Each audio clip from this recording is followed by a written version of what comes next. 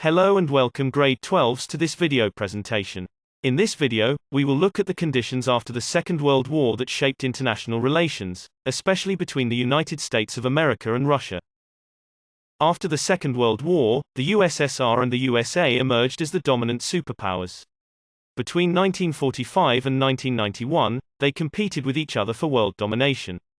This period became known as the Cold War. Both superpowers wanted their political and economic systems, which were communism in the USSR and capitalist democracy in the USA, to become dominant.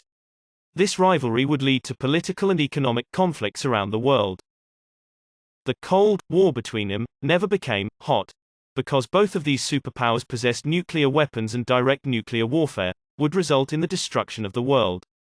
Although the USA and the USSR never went to war against each other, they supported opposing sides in wars in other parts of the world. In some cases they got involved in this fighting, such as the USA did in Vietnam. The Cold War started because of the mistrust which had developed between the West and the USSR after a communist government came to power in Russia in 1917. These suspicions and tensions between them increased thereafter, but during the Second World War, they put their differences aside in order to unite against Hitler and the Nazis. In 1941, the USA, the USSR and Britain formed a Grand Alliance to defeat Germany, but their alliance was not stable. The Grand Alliance met at Yalta in the USSR, which became known as the Yalta Conference in February 1945. The main aim of the meeting was to decide what to do about Germany, and the countries controlled by the Germans in Eastern Europe, once the Nazis had been defeated. They agreed that Germany would be divided into zones of occupation, each to be administered by one of the big three Allied powers until they were ready for independent government. They also agreed that the countries in Eastern Europe should be allowed to hold free elections to determine the type of government they wanted. By the time they met again for a second conference in what became known as the Potsdam Conference of July-August 1945, the tension between USSR and the West became more evident. By this stage a number of changes had taken place which affected relationships between the three leaders. Filled Circle: the Soviet army was in control of much of Eastern Europe.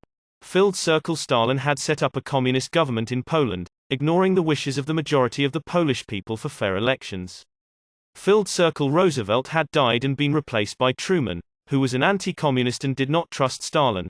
Filled Circle: USA had tested the first atomic bomb but did not inform Stalin about the development of this new weapon until the Potsdam Conference, which made Stalin trust the West, even less than before. All of the above further increased the tension between the superpowers. One main issue of disagreement between the leaders was what to do about Germany. Stalin wanted Germany to pay reparations for the extensive damage that the German army had caused in the USSR during the war, and to cripple Germany completely so that it would not be strong enough in the future to invade the USSR again. Truman did not want to punish Germany and thereby create the conditions necessary for another, Hitler, to rise up in the future. In the end, the Allied leaders decided that there would be 4 zones of occupation in Germany. The Soviet Union would administer the Eastern Zone, while the USA, Britain and France would administer the 3 Western zones. The city of Berlin, which was situated in the Soviet zone, would also be divided into 4 sectors.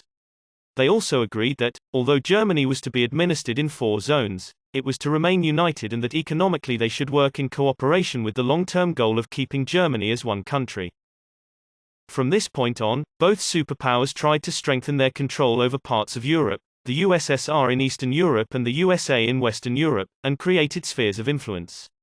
Tension between the superpowers intensified after the installation of Soviet-friendly governments in the satellite states of Eastern Europe. The allies of the West were concerned about the extension of Soviet control over much of Eastern Europe.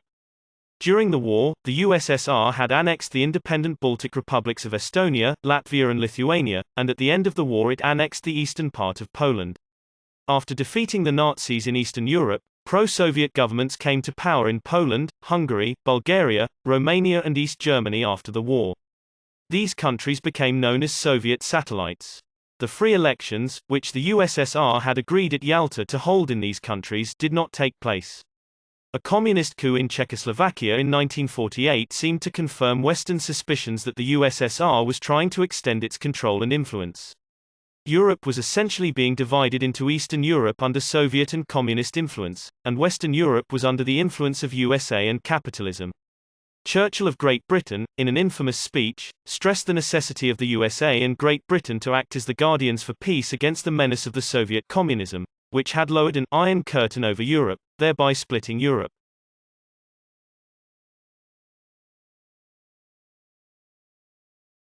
President Truman announced the change of foreign policy in March 1947. In a speech to the U.S. Congress, he said that the USA was prepared to send money, military equipment and advice to any country that was threatened by a communist takeover. The Truman Doctrine became the basis of American policy during the Cold War. Almost immediately, the USA sent aid to the Greek and Turkish governments. This helped them to defeat the communist guerrillas. The Marshall Plan was another part of the policy of containment. Was the Marshall Plan. Truman believed that USA must provide not just military aid to prevent the spread of communism, but also economic aid. The U.S. Secretary of State, George Marshall, was placed in charge to investigate the post-war economic situation in Europe, with the aim of rebuilding the post-war European economies. Between 1948 and 1952, the USA gave $17 billion of Marshall aid to the countries of Western Europe to help them to rebuild their economies. The Soviet leader, Stalin, was suspicious of the aims behind the Marshall Plan. He saw it as a form of dollar diplomacy. He would not allow any of the Soviet satellites to accept it. Stalin was accusing the Americans of using their financial power to extend their international influence and control, and he believed that once a country borrowed money from America, this country would then be forced to accept American control under the terms and conditions of the loans. In the political cartoon, as you can see, Stalin is attempting to convince the workers that on his side of the fence, they are just as successful. However, you can clearly see that the workers on his side are overworked and unhappy, whilst on the other side of the fence, they are happy and flourishing.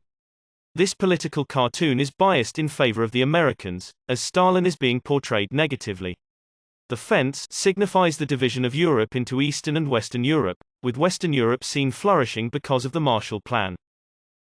Stalin, in response to the Marshall Plan, set up the Communist Information Bureau, or COMINFORM, in 1947, to coordinate the communist parties of Eastern Europe and used it to keep a firm control over the Soviet satellite countries.